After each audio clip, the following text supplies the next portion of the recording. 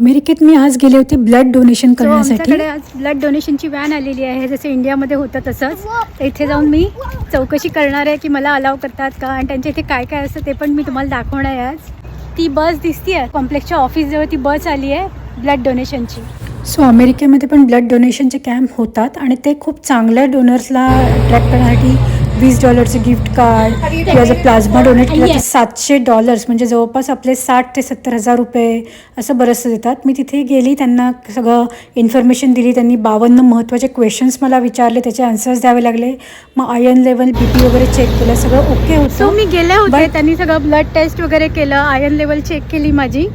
But ते म्हणाले की मी इंडियावरून आले आणि 3 वर्ष झाली नाही त्याला इथे येऊन, सो त्याच्यामुळे मी ब्लड लगेच डोनेट करू शकत नाही. सो आज सगळं त्यांनी माझी टेस्ट केलं, सगळं ओके होतं. बट हा क्रायटेरिया होता की मी दुसऱ्या कंट्रीमधनं आली आहे, सो आज मी डोनेट करू शकले.